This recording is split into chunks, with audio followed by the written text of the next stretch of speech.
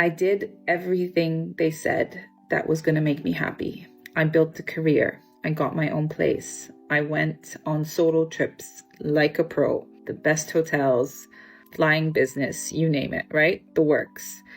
And I stayed independent, but no one told me about how lonely I was going to be on those trips. Being successful looks really good on the outside, but and I'm proud of everything that I did. Don't get me wrong. Like, alhamdulillah, I'm very proud of all of my accomplishments, but feminism has lied to you, ma'am. Has lied to everybody. It was very lonely. Of course. I feel very lonely all the time.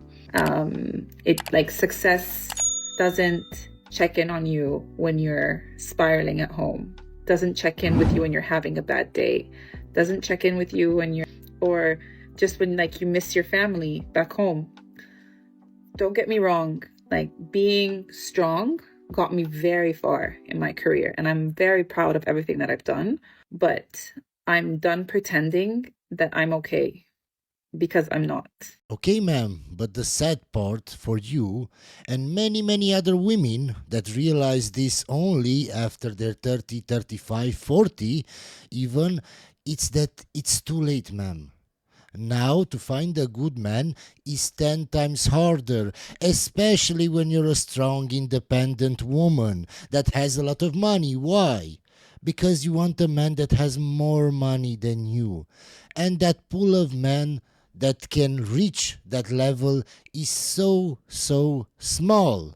And you have to compete with women in their 20s. The wall. No man on earth can make you fall. Just Googled at what age does a man fully emotionally mature, and a dead ass at 43. I'm out. Okay, so you're still drinking, going out. As a mother of 4, you go to raves often, and you're still dressing like a 15-year-old girl. So at what age do you mature? That is true. Tough. The stand is when guys ask me out on a coffee date or ask me to go do a workout. It's like, no, I can take myself to coffee. I can also take myself to work out. I'll take single at 35 for 800, Alex. Yeah. Thank you. Okay, I think that one of my biggest issues when I'm trying to talk to a new guy for the first time is I always get love bombed, because I'm just so convinced that I am all these things that you're telling me. Oh, you told me you love me after 1 hour of meeting me? If I was a boy and I met me, I would say that too. Okay, so you're just delusional. Okay, ma'am. It's true that most men really don't change. They just find a dumber woman. They just find a woman who's just gonna be going for it. I have never attracted. What she's actually trying to say is that her last 2 boyfriends just dumped her for somebody younger. Any 50, because 50-50 men are so scared. They're like, she's gonna eat me alive. And yes, I will eat you alive. I feel like they're scared to ask for 50-50. Because if they say 50-50, I'll be like, it's okay, don't worry about it, I got it. I'll pay for both of us. Great, then I get a free dinner. It's good for me, ma'am. But you'll never see me again. I don't need to, I got a free dinner. Someone tell me what a man who approach me and who say that I'm pretty, I have zero interest in them. Because the men who I have interest in them, they're not interested in me. But that's the story. Because you don't know your actual level, ma'am. Just because some really attractive guy slept with you, it doesn't mean that that's your level. And then you give a chance because, okay, maybe he has a good personality. They still destroy your heart. I'm done of trying and going on dates. This is simply too painful to bear.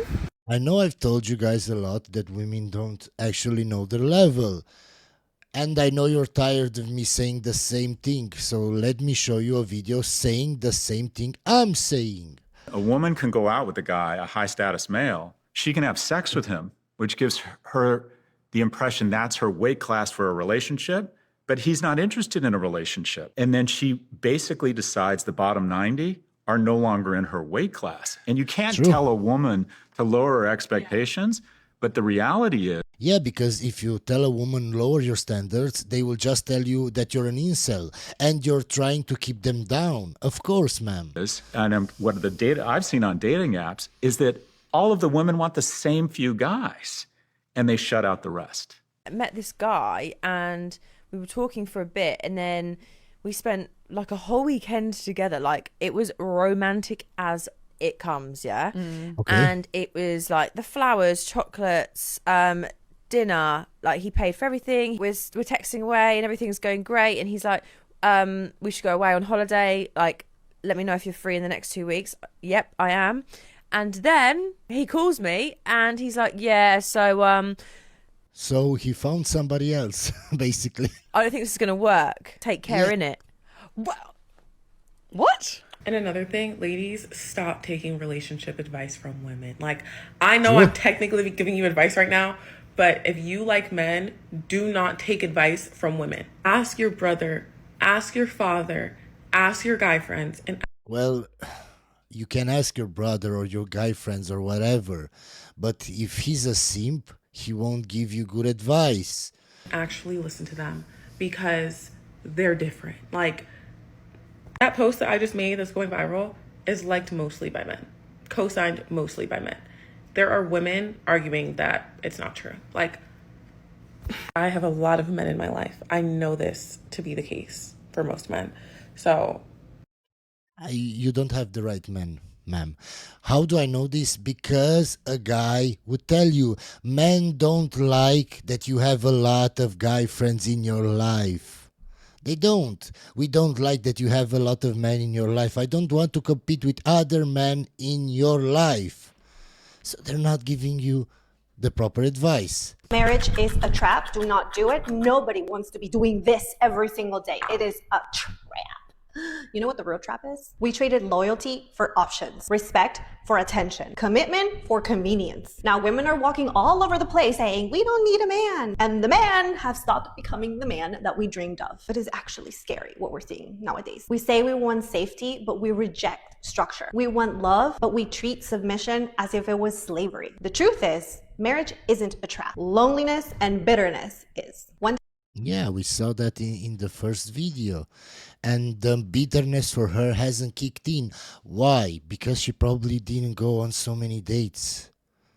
That's why. But after she gets on many, many dates and she gets disappointed by this guy and this guy and this guy, at 40 the bitterness will be crazy. One day you'll wake up alone and you will realize being alone, doing life alone, that's the real trap. So you wanted a 32-year-old who's making $200K. Sure.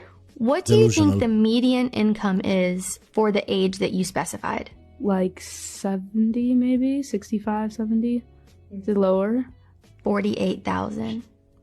Wow. I would say probably like 70K maybe. It's actually $49,000. Wow. Between 65 and 70 for a 30-year-old? It's actually 45. Oh, okay. And you So just from this, where there are multiple women, you can see how delusional they are. Delusional, I mean, in their expectations from a guy. So of course they're just going for the top percentages of guys without even knowing it. You were the most realistic one so far. For a 26-year-old, what do you think the median income is? I'm pretty sure it's closer to like 60,000. No, it's not. $38,000. Oh, wow. So a 33-year-old. I would like to say around 100K, maybe 80K. I'm not exactly sure.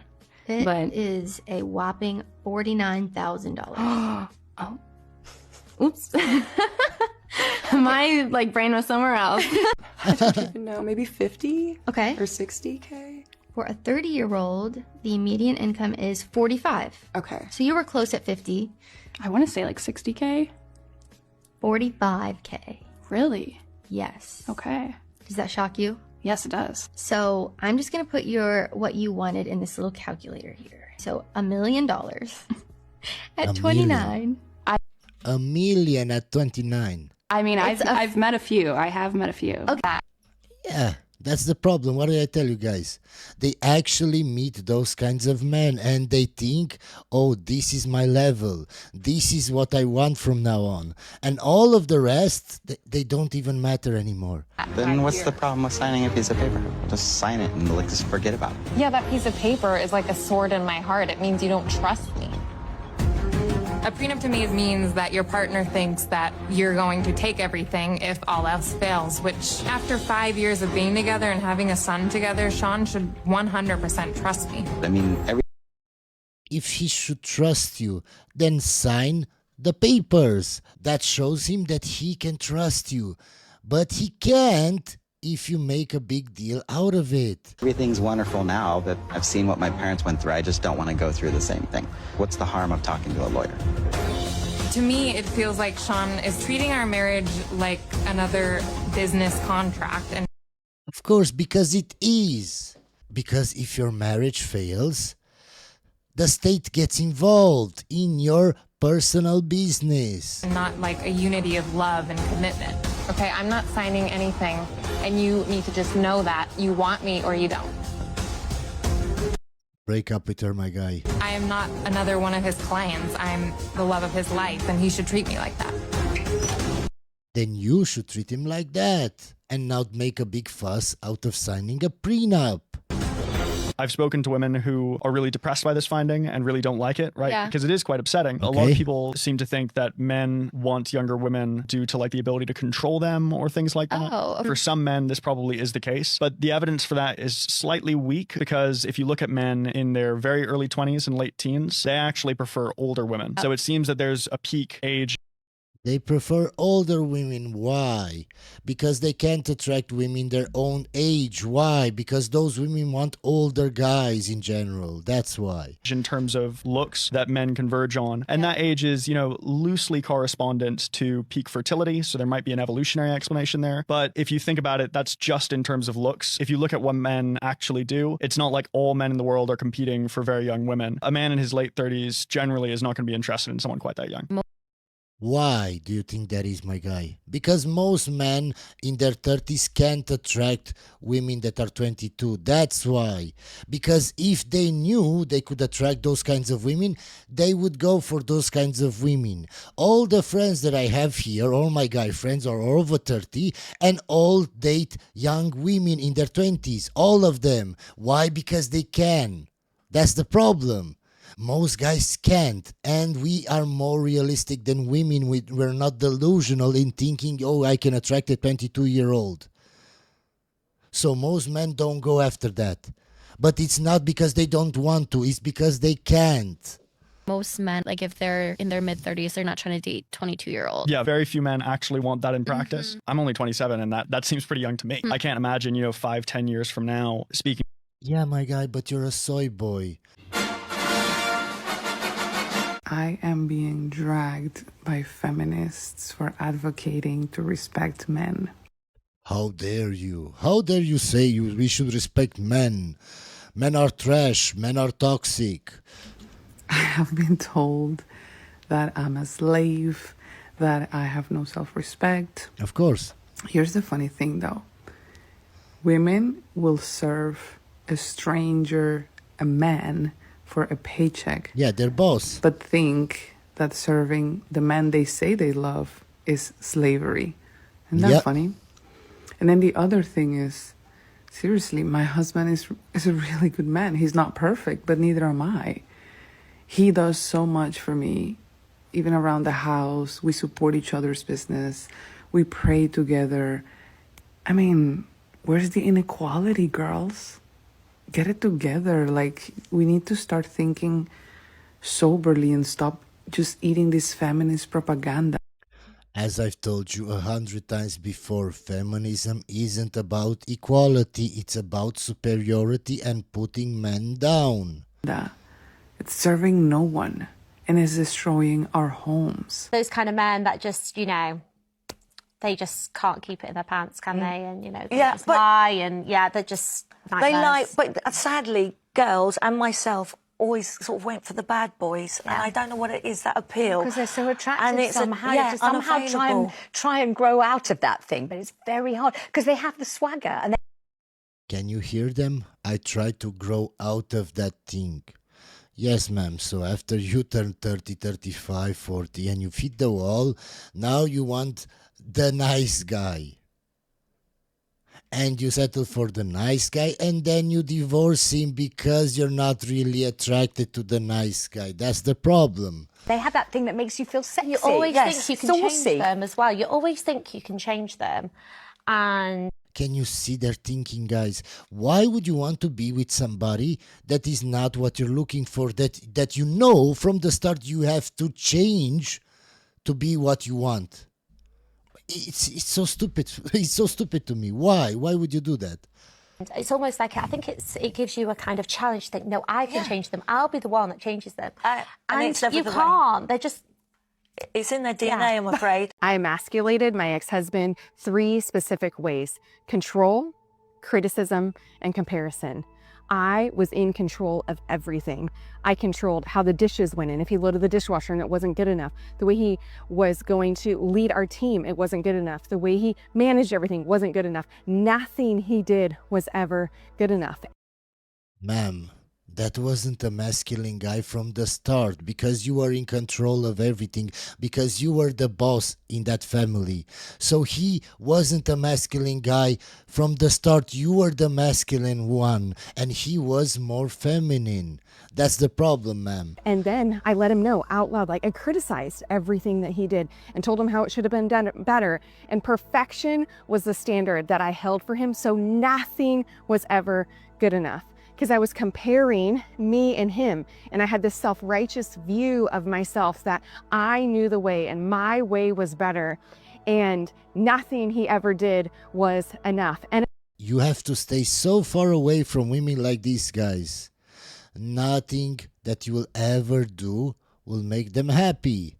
Eventually, it created a man that was apathetic, that was resigned to not do anything. Why should he show up? If I'm gonna redo it, or if I'm gonna do it better, or if he's gonna get criticized, why should he show up? And then that caused further division in our relationship, because he would say that he was gonna do something and then just not. And it created this big void in respect. And where I got it wrong in the respect category was I was waiting for him to show up as perfect in order for me to begin to respect him. I didn't ever respect his effort. I didn't ever respect the progress. I didn't respect anything. Did you break it off, or did he break it off? Yeah, Who left? broke it up. You broke it off with him. Why? I thought I could do better. Exactly. 4 years, Yes, sir. and you thought you could do better. Why? I did. I thought Because most of them think they can do better. I could do better. What did he- No, I'm copying to that. But I what did. did he? I thought I okay, could but do what better. did he do for a living?